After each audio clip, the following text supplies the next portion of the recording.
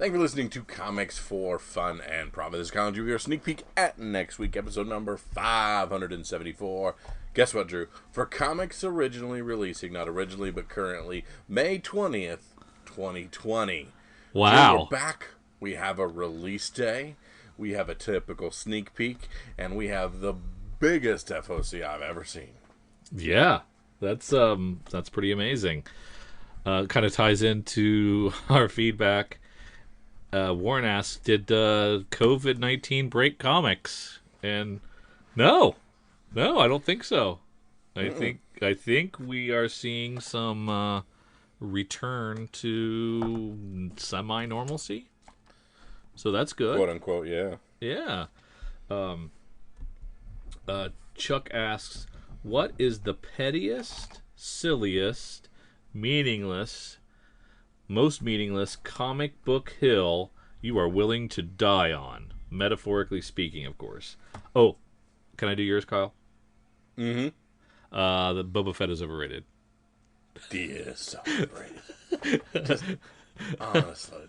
But that being said, like, the fact they put the OG character as him for Mandalorian Season 2, Yeah. I'm super excited about that. Yes. Even though he should be dead in a Sarlacc pit like a little bitch, because that's how he died, and he's just never hated, and I'm just tired. Anyways, I'm sorry. That was my... I'm sorry. Okay, I'm back. So the question was, do you have a comic book related hill that you're willing to die on? You stake your claim, and nobody can change your mind. It was Hold the Line at $2.99, but that didn't work. Yeah. That's true. I think mine is probably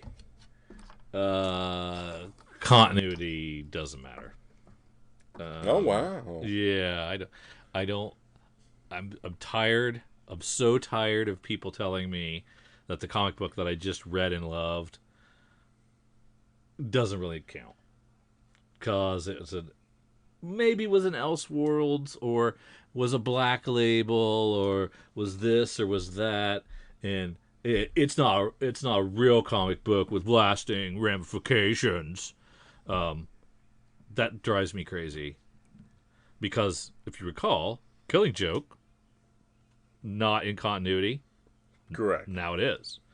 Now in continuity, correct. Batman Returns, Dark Knight Returns, sorry. Mm-hmm. No, not in continuity. Now it is. So, who's to say? Who are you, Mr. comic book expert, so-called expert, telling me that the stuff that I just read isn't really real Big Two comic. It's not really doesn't count as comic. Doesn't really count because it's not in continuity. Well, nothing's really in continuity because it all changes all the time anyway. So continuity doesn't matter. That's my hill, and I'm going to die on it. Ta-da. Couple of my hills. Okay, so first one, Cosmic doesn't work. That's my biggest thing. Is I've tried for decades. Well, you like Guardians? Not in book form. True. It doesn't work. Lanterns doesn't work. Surfer doesn't work. Fantastic Four doesn't work for me. Cosmic is not the best way to write comics. I need to be on a planet. And I need that planet to have gravity. And I need people to be human. I don't know what it is. But, like, when they take my favorite characters and they're like, by the way, we're going to space. Yes. I say, cool. When you land home, call me back. Because I'm not taking the ride. I'm not doing it. You're done. You are done. Man. Now, I think movie-wise, those cosmic movies have worked. But, some, yeah. Green Lantern was great. Oh, wait, no, it wasn't. All right, bad example. You're right. Yeah, I mean, and the other thing is this superhero strength thing. It just drives me nuts. Like Hulk is stronger than this person, or yeah, they're stronger than this, and Thor with the Odin Force can lift a planet, and I'm willing to die on the hill that nobody's as strong as we think they are, and that all needs to back off. there is no ultimate. Yeah, 'cause, like who was the one FF kid, Franklin, who could just recreated all the entire universe. So it all disappeared, and then he recreated it molecule by molecule. Okay, that's a little powerful. I don't know if I buy that. Could we not make that true? Could we pretend like that's an Elseworld, and that didn't really happen, because that's annoying. I mean, I have a lot of hills. Yeah, and I'll die on the hill that Reed Richards is the smartest person in the Marvel universe, but there's like a 95-way tie for smartest Marvel character. You know what? You're right. But I'm about willing that. to die on the hill that it's Reed Richards. Yeah, because they always rank them. Who's smarter, and there for a while it was that it was the Devil Dinosaur girl, right? Yeah. Oh yeah. Yeah, and now Peter Parker, always been smart. Mm-hmm. T'Challa. Yeah, you get Hank Pym's always been a smart one. Mm-hmm. Bruce Banner. Yeah, there's no medium intelligence guys. They're either like dumb or like super geniuses. But in all reality, I waffle on about everything, so I have no hills. I waffle on everything. It's just insane how many things I'm like, oh yeah, I had a lot of scruples for that, but I don't care anymore. Sure, you've convinced me. I mean, if it's a fun ride, just bring me along and I'll forget everything I stand for. That's true. I'm a jellyfish. Yeah. So the answer to your question is, I ain't dying on no hill. I guess when it comes to comics, if I wake up tomorrow and Batman's now a Jewish lady, sure, let's do this. Yeah, that's another hill, though. I mean, does Batman really have to be like he's thought every angle? When did that happen? Like World's greatest detective. So you want to go back to literally the emphasis of the point that he was created and take that away? No, he could be a detective, but the fact that he has, thought of every actuality. He has a contingency plan for any person's. Yeah. I mean, it's you know what? Can he have a couple setbacks? Would be nice. Oh, I didn't think of that. Oh, damn you, Elastic Man! Ah, you got me. You got me, Kite Man. Damn it. Great job.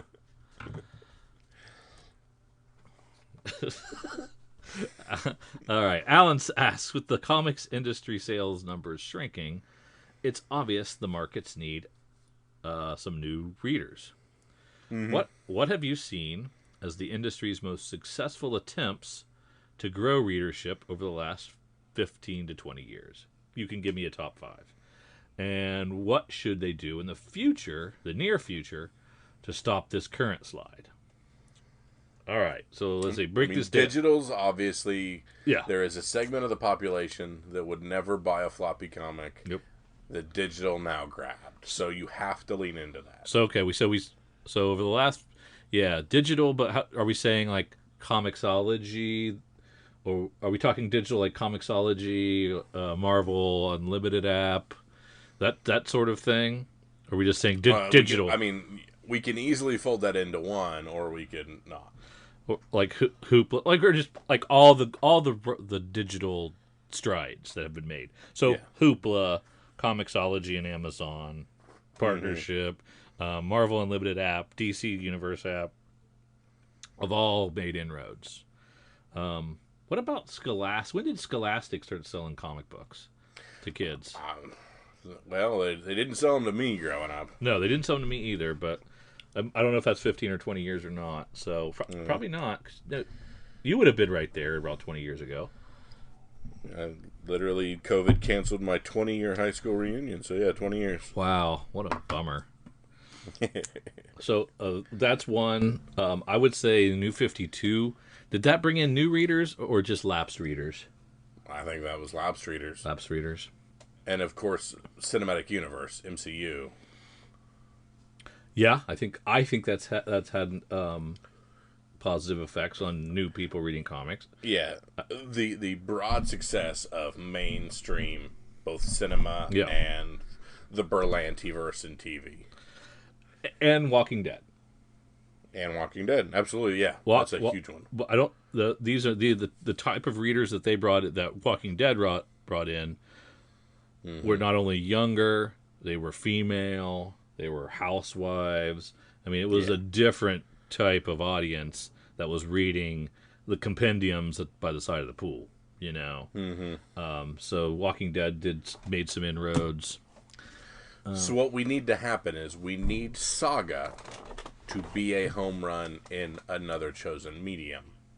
That's the best thing we could hope for. Yeah. You don't think that's or we need Why the Last Man to be a runaway success kind of thing. And then they have to start breaking the comics again?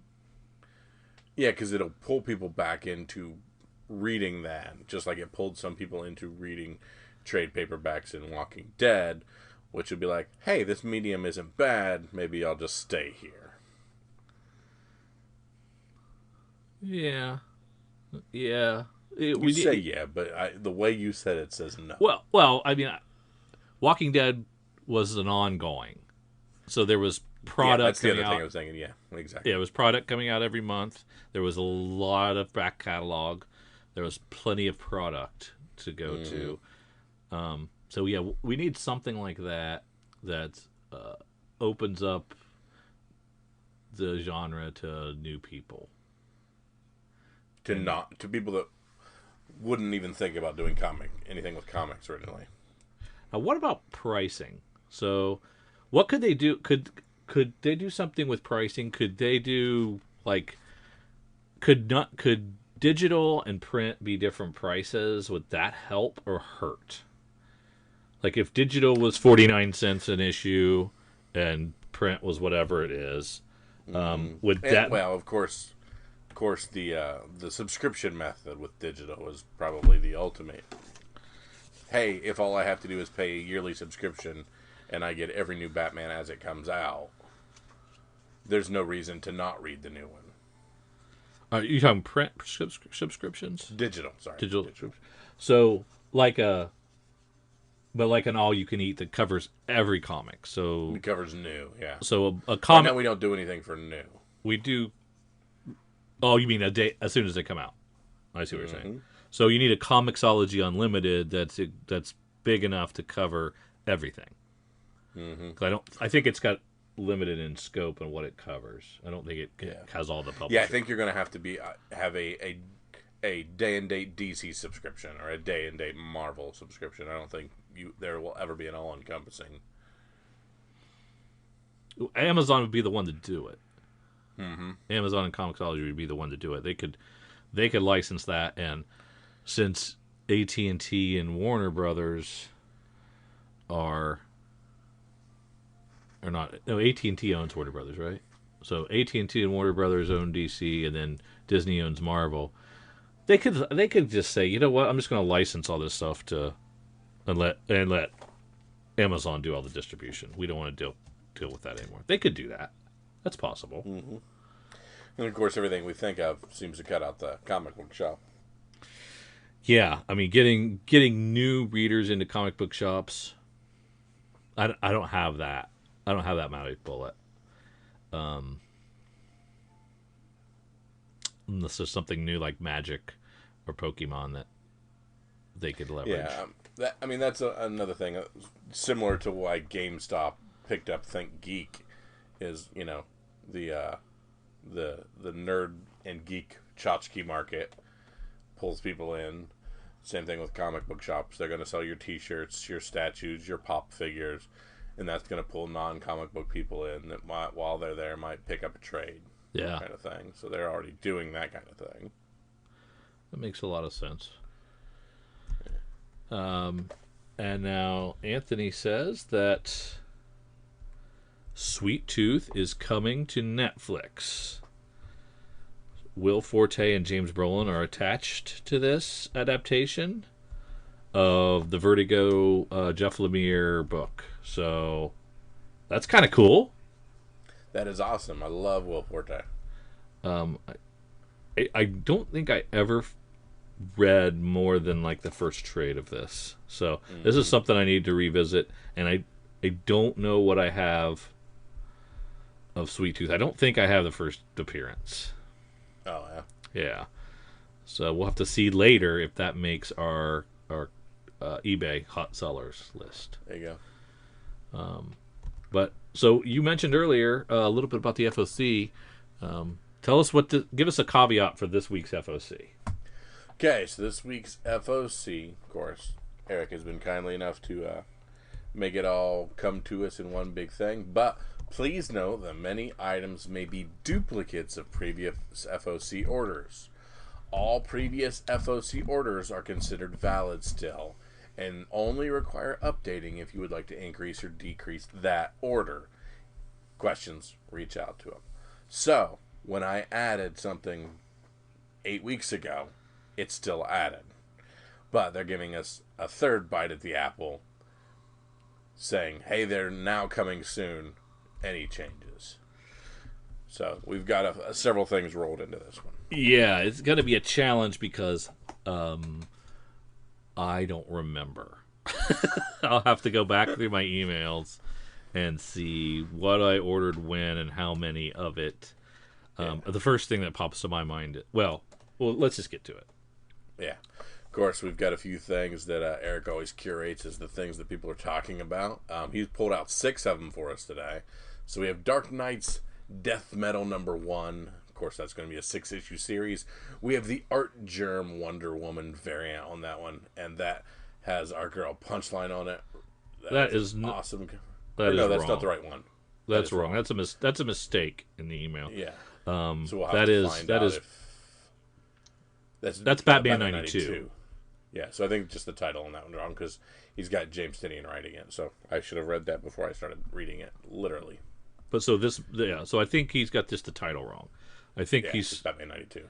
Well, no, he's saying this is Batman 92. Yeah, move on. Batman the Adventure continues, 1 of 6 from DC. Paul Dini on that. Just a striking cover there. This harken back to the old Batman animated series. Was this a digital first title? That I have no idea. I think it was. Something near and dear to me, Nailbiter returns. Joshua Williamson, Mike Henderson on that. Of course, that's an awesome Image book that I loved when it first came out.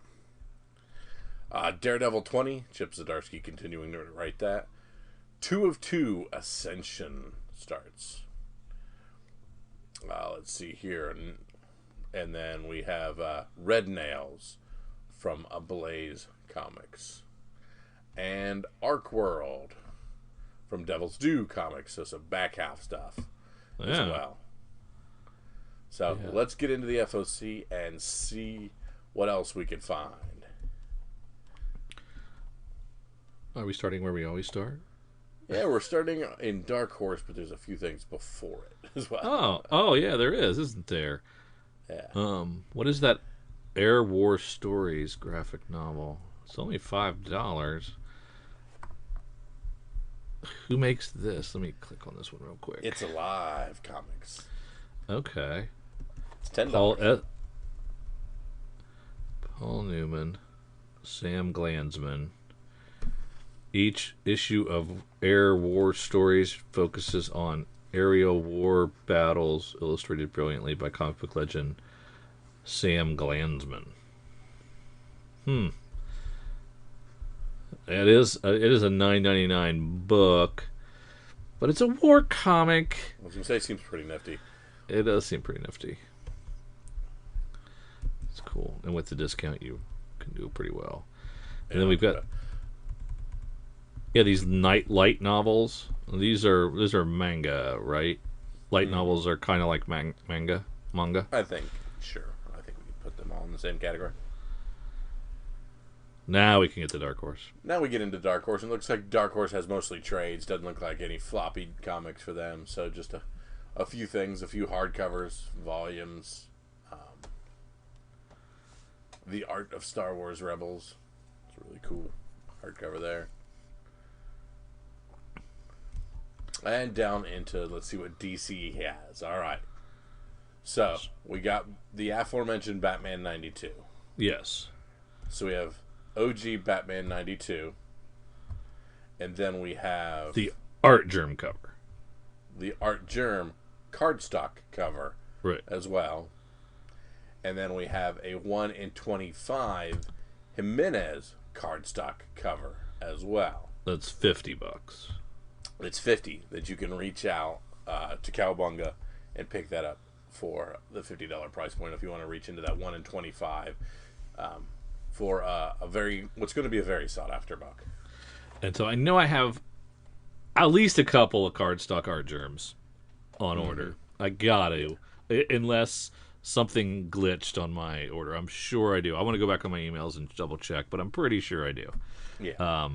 It is. Don't miss out. Get yourself one of that cardstock. Get her first cover appearance. Is this possibly going to be overlooked because of the Not a time? chance. We've been sitting here talking about this. I think we've talked about this 5 different times. Yeah, I think you're right. So there's going to be plenty of this. Is this going to be a situation like that Amazing Spider-Man Red Goblin? Yeah, where there's going to be a million of them and nobody's going to care. But everybody got left out in the dark on the last ones, so just get one of these. Yeah, get one. Yep. Dan Mora has a variant of that Batman The Adventure Continues as well. Boy, do I absolutely love everything about that cover. Yeah. That is amazing. It's a good looking Nightwing in the back there. Yeah. Boy, he's good. Batman's Grave continuing. Those are the kind of things that I worry about. These things like the Batman's Grave. The things where losing a lot of the story momentum through the COVID stoppage is going to be difficult for those kind of books. Yeah. Those 12-issue series that were right dead in the middle. Yeah, and we've seen announcements from Marvel on a lot of their lower selling titles aborting to digital. Mm-hmm. I think it was Ghost Spider, Ravencroft, that Ed Brisson Avengers in the Wasteland book. There were a couple, Ant-Man, all got aborted to digital. So, if you're right in the middle of a story arc that you've been collecting in print, you're not gonna get that in print. You have no finality with it, yeah. And I don't know if DC's doing the same thing yet. I don't know if I've heard that. I'll have to check into that. The penultimate Lois Lane, and we have a really cool B cover, of course, by your girl Joelle Jones. Yep, very nice. Nightwing 71, as it's getting into the Joker War. We have a Joker tie-in cover here as well, with the old Rick Grayson. And we have a phoned-in offering on the B cover. So, yeah.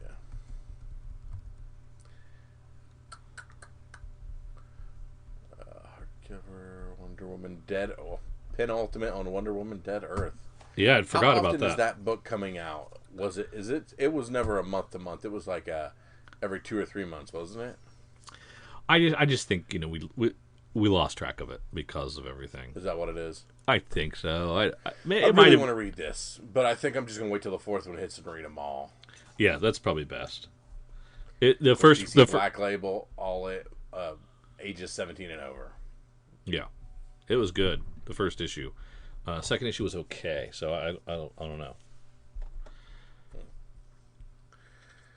All right. Anything else in DC, sir? No. Let's head on down to IDW. Nothing really. Interesting. Nothing there. Yeah, we got a few things. Yeah, let's just skip down the Image then. Adventure Man #1. Our boy Matt Fraction, Terry and Rachel Dodson doing the art. I think we were into this a while ago. Yeah, absolutely. And now it's come out in June, so keep your eye on that one. Mm-hmm. Yeah, that's going to be scheduled for a June 10th release. But again, if you were off of it, here's now a chance to get on it. If you were on it, here's a chance to get off of it. So. Nice to see Die Die Die pick back up. That's a great series. Of course, we're talking Nailbiter Returns #1. Ice Cream Man 19. Love that. Like, there's a Walta B cover, which is pretty sweet. Stealth #2. And then, of course, Undiscovered Country on its 6th issue. Charles Soule, Scott Snyder, Giuseppe Camuncoli cover. Is that a Sean Murphy B cover? How do you do on that? Yeah, really neat Sean Murphy B cover. Yeah, it's kind of tame for him.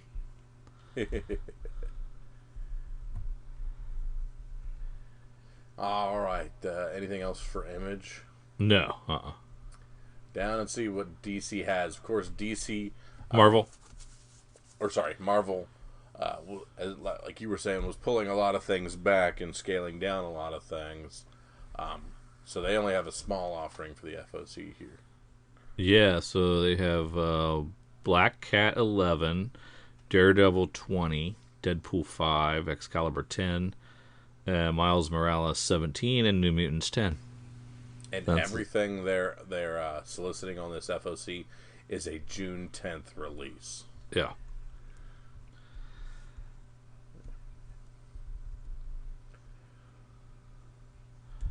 All right. Down to some of our smaller publishers. Is that Old Haunts we talked about last week?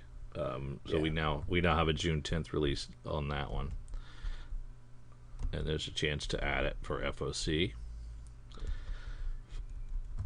Same thing with the second version of Faithless. Yeah, we were excited about that. From that. Mm-hmm. Yeah, I very much enjoyed the first run through of Faithless. Yeah, it was pretty good.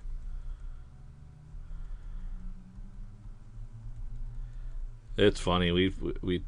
We talked about this stuff in FOCs and sneak peeks probably not sneak peeks, but at FOCs for sure, and previews for sure. When we were looking at previews, so some of these things, this is our third time talking about them, right? Yeah, it's true. Like we have the Cimmerian Red Nails, which is a Robert E. Howard's Conan. So it's a more true Conan, they say. Unrestrained, violent, and sexual. Yeah. We get several covers for all those.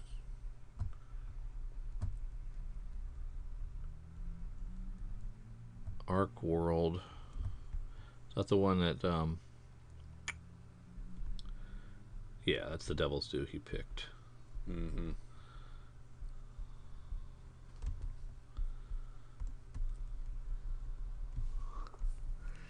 Tales of a Well-Hung Man, #1 of 4. The Drew story. Westerns are back. The anthology will take you places you've never dreamed of. This is a Acme Inc. book. I never heard of this, but this looks pretty interesting.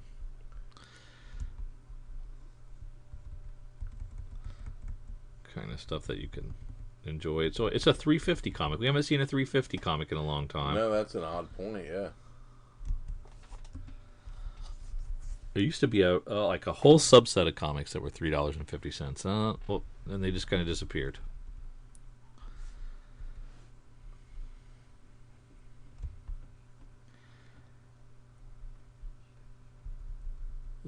Zero Day Threat.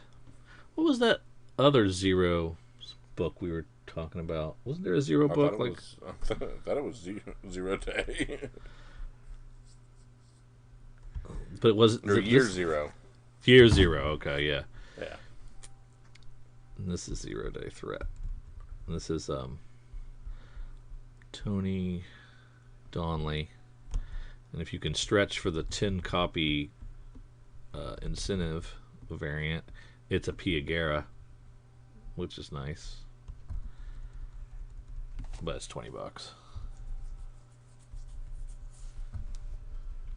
Couple of Aftershocks books and Artemis and Assassins. Yeah. By Stephanie Phillips. So that's 332 items on this FOC.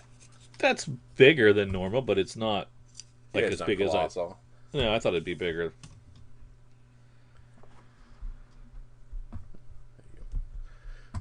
Anything else, Drew? No, I don't think so. There's some good stuff in there, though. Yeah, of course, with all this FOC stuff, it's easy to get all confused, but it's nice that they're offering some things again for those of us who might not have been, not have caught things during everything, and as we kind of head towards a little bit more normal FOC and normal sneak peek. Yes, exactly.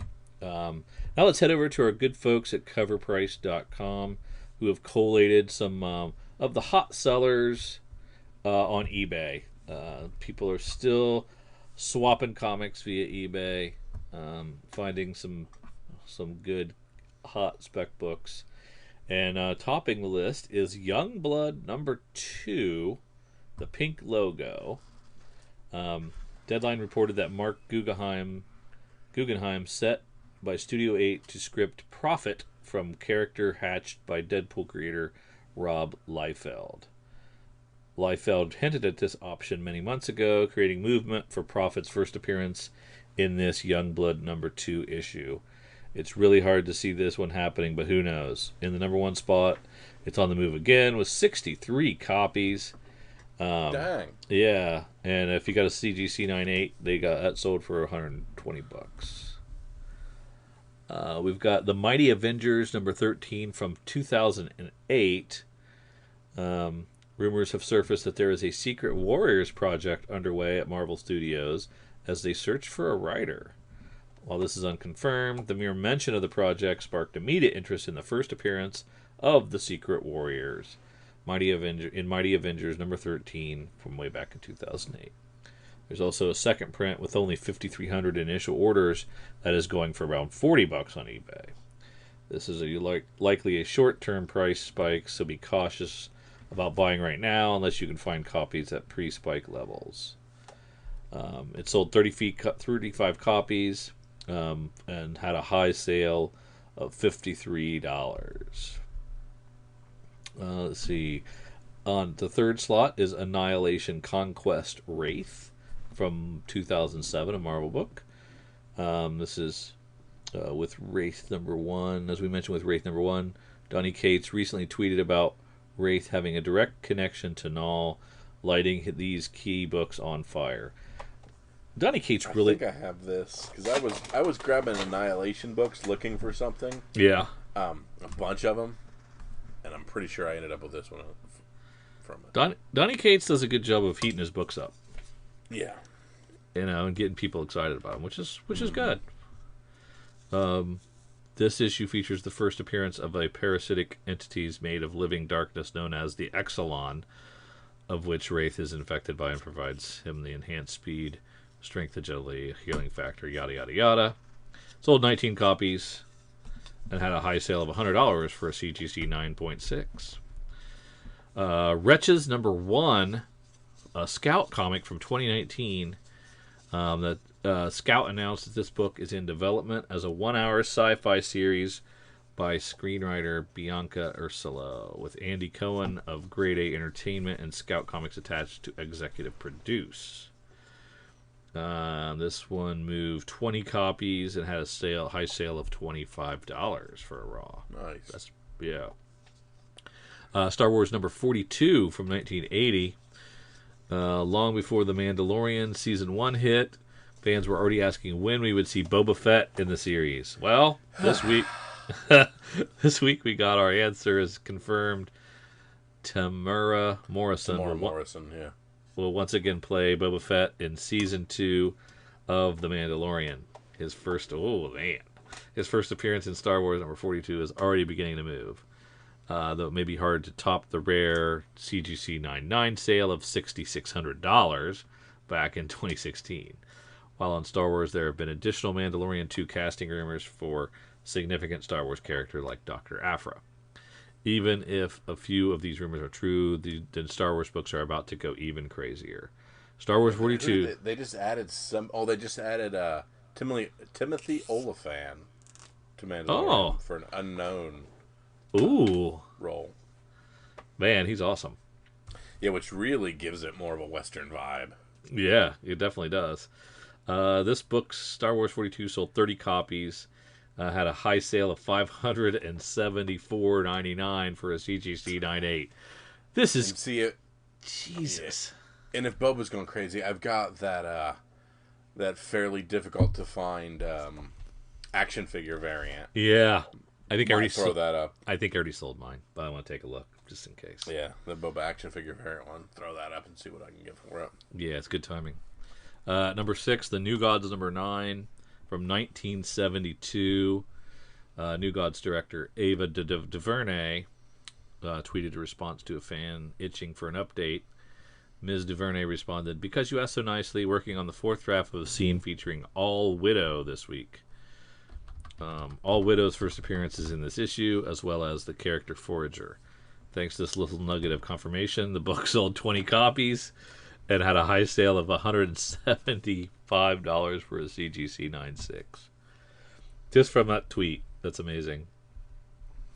So what if she writes the 5th time and that that character is not in there?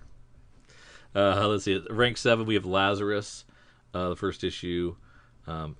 Amazon is close to greenlighting this project. Doesn't sound super solid. It's yo-yoed from value for years. It sold 23 copies. Had a high sale of $100 for the CGC 9.8. Boy, do I have a ton of this. I have the entire run of Lazarus up through 28. Wow. I'm in my comic book realm checking this out right now. I have the number 1. I have the Comics Asylum weird variant that's worth a lot. I have the second printing sketch variant of number 1. So yeah, I've got a bunch of those, and I have the Forbidden Planet variant as well, all number 1. So Kyle is rooting. Actually does get optioned. Yes, you are rooting for this to be an awesome show that people love. Yeah. And I have one of my copies of number 1, Rucka signed. Yes. Let's say we got Annihilation Conquest Wraith from 2007. Kate is talking about Wraith, whose first full appearances in this issue. You said you might have this one as well. It sold 16 copies, had a high sale of $250 for a 9.8. And Raws are hitting as high as $81. So if you got this one, throw that bad boy up. Yeah. Rank 9, we have Nova, number 1 from 1976. See, Russo brothers made an offhand comment about how he already was in Endgame in the final battle scene, and then a day or two later said they were joking. Kevin, not funny, guys. Not funny. Kevin Feige was directly quoted on Nova having immediate potential for an MCU debut, and so it's still a rumor, but it sold 28 copies, had a high sale of $950 for a 9.8. Rounding out the top 10, we have Darth Vader, number 3, the Marvel book from 2015. This is a female-focused Star Wars series from Russian Doll, co-creator in the works.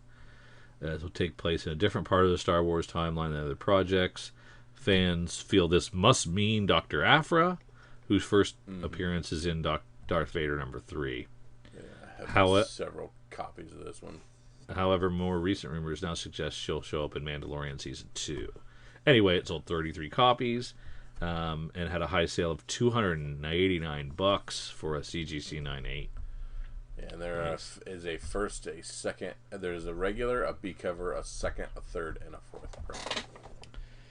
You want to take a look at the runners-up, Kyle, and the heck yeah cover price? All right, let's look at our runners-up now here. The coin that didn't quite make the top 10. At rank 11, we have Venom number 4, specifically the second print from the 2018 The Knoll. He's so hot right now. Second print didn't want the number 1 spot. Third print to have all the fun, with the second issue featuring the first full appearance and origin of Knoll. So let's see, at rank 12, we have the green logo of that Youngblood number 2 we talked about. Making another appearance, of course, Ultimate Fallout 4, that's our Miles Morales. Secret Wars 8, that's our Black Suit Spider-Man. Mm-hmm. Rank 15, there's our Savage She-Hulk number 1. And then we have Invincible Iron Man number 9. Okay. At rank 16, the first Riri Williams as Ironheart is becoming a key book. She's primed to play a big role in the next wave of MCU content. Get this now while it's still reasonable. It sold 15, trending 176% up, with a 9.8 going for almost $200. Yeah. Do we have this? Do I have this? I don't think I do. Oh, yeah. I grabbed the Ironheart stuff, too, because I assumed, young female character, of course they're going to do something with it. Yeah. Uncanny X-Men 244, that's our Gambit, Jubilee, all that fun stuff. That's Jubilee in 244 and Gambit in 266. Sorry, back-to-back ones. At rank 19, we have the third print of that Venom 3. And then at rank 20, Invincible Iron Man number 7. The first Riri Williams appearance in the issue might be light on the number of copies sold, still trending upward. Oh, so that's the first Riri Williams, but not the first Ironheart. Correct. Okay, gotcha. Yeah, and I have them both. So actually, I got of the top 20, I've got a fairly good amount of those books. And there was no punchline in that, was there? Mm-mm. Interesting. Cooling off, I would say. Kyle, I don't really know how to act, but I think we have a sneak peek at next week. Yeah, no doubt. So let's head over to previewsworld.com. Let's find new releases. Click to next week, where we see May the 20th, 2020. Click on that table view, and by golly, we've got a sneak peek at next week, because we have items officially releasing in comic book shops, which should hopefully be open on Wednesday, May the 20th in your area.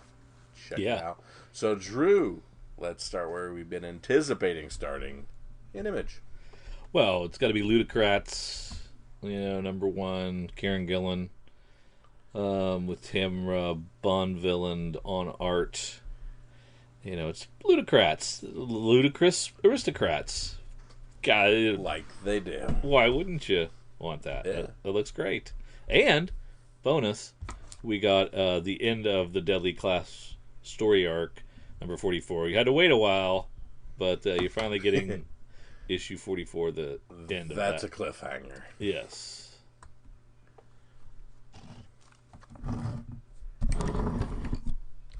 Down to Dark Horse. If you're interested in Kill Whitey Donovan, I've got some great news. We get the last one. If you're not, we got nothing in Dark Horse for you. Get nothing for you. IDW, Star nothing. Wars Adventures Clone Wars number 1. We've talked about this quite a few times. Oh, that's right.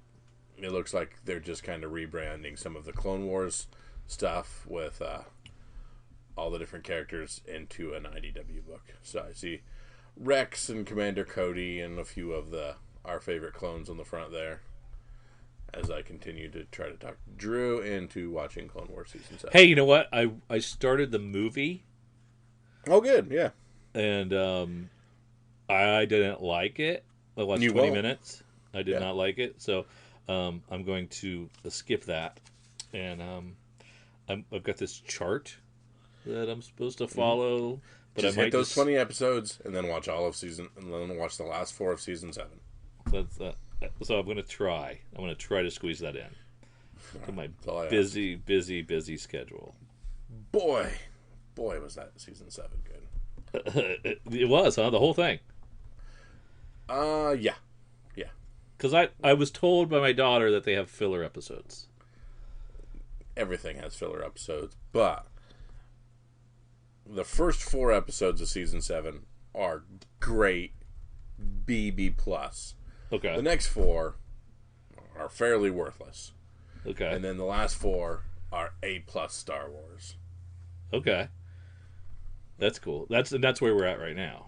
That's the end of it? And that's the end. And thank you for everything you've done for us, Clone Wars. Oh, they're done. They're not doing any more. Nope, it bridged right into Sith. Oh, okay. I gotcha. Mm-hmm. I will try. I will try. If you don't, I'll never leave you alone. Yeah. Why is there like a timer on this that it has to happen right away? Yeah, because like when something happens and you want to talk about it, and then Oh, like, I haven't seen it. Oh, it's okay. I gotcha. All right, DC. I don't know if I care about deceased unkillables. I can't remember anything that's going on. Of course, with those ones, it's just about killing things and Tom Taylor. So just enjoy it. Just enjoy it. Exactly. Yeah. Now there's Dollhouse Family's over as the last one. Oh wow. Yeah. I thought it was over last time, but that's what I do. There's a Mega Man deluxe hardcover, Omega Men hardcover. This is the only Tom King I haven't read. Oh wow. So I don't know if I tried it, didn't like it. I'm trying to think back now. But now that I've read so much Tom King, if I go back, I wonder if I'll appreciate this more. Yes. And it was just this was just like but anyway, it's a $50 hardcover, so I missed the boat on pre-ordering it. But it's something I would like to read, so maybe this would be a good hoopla pull for me, just so I can read it. It's 12 issues and looks pretty good. Not much though, really, huh? Yeah, not a whole lot in DC. Some definite hardcovers, some definite trade paperbacks, and a few normal things. Superman's pal Jimmy Olsen, number 10, and Deceased Dollhouse, and that kind of stuff coming through. We got Red Hood in there. So, set them down to Dynamite, where if you want Red Sonja, it's here. If not, dead on the boom. Yeah, that's true. You got one choice, and I good reads, nothing spec worthy though. There you go. And down to our smaller publishers. Of course, we've been talking for a long time about this Year Zero #1. Every time I see the cover, I get excited for it again. It is the one I'm excited for. Very small publisher, so if you didn't pre-order it or jump in on any of the FOCs we talked about at points in times, it's going to be tough to get. Of course, we have Ben Percy writing this. It looks like a really cool post-apocalyptic one. Awesome looking cover A, really good looking cover B as well. So yeah, the sneak peek has dipped their toe back in, and it's ramping up. It's a little light in places. Mm-hmm. So we're gonna have to reach a little, probably, for some spec picks. Yeah. Or do. I've written 2 things down, so. So yeah, I'm gonna go with Ludocrats. Yep, Ludocrats #1 and Year Zero #1. And I believe we probably already picked these before. Mm-hmm. One of our other things, so I might have the video or the JPEG files already saved. It'll be an easy thumbnail to throw up. Absolutely, but boy, guys, have fun with it. Enjoy this week. Of course, your FOCs are due by midday on Monday. If there's anything from that FOC you want to add, and support your local shops if they're opening back up. Respect their rules and their abilities to open them back up, and still continue to keep people safe. Be it 6 feet apart rules or so many people in a store rules, things like that. I've been watching, talking about our local up the road is going to be opening up. Saw a really cool video of just how awesome Cowabunga looks, and they've got everything pristine and perfect as they're ready to open back up for things. So everybody stay safe, get back into your comics. Now we have the ability to to help out our LCSs and get back in there and get some books. We got new stuff coming out, and we're gonna get back into it, and hopefully we can make sure that comics stay the same as they were before everything happened, and they'll continue to be there for us. So it's awesome to get back into an actual sneak peek and a little bit of normalcy with this. Yeah, hallelujah. Yeah, no kidding. Feel free to send us some feedback, be it on Twitter, Facebook, Instagram, at our Gmail account, all that fun stuff. Feel free to be part of the podcast. Send us in questions or things that you can't wait to the first thing you're going to do when you get back into your LCS. Send us what's the first thing you're going to do. Are you going to flip through some old books just to get back to that back issue short box smell? Are you going to see what's in your pull box that you forgot about? Or are you going to run to the new rack and just grab a few things? Or are you just going to kiss your LCS shop owner on the mouth? No. Let us know what you're gonna do. No, not our close LCS. But that's a really good point, Kyle. Because what have they been? Have they been in their shops in these times? Have they been combing through all the hot books lately?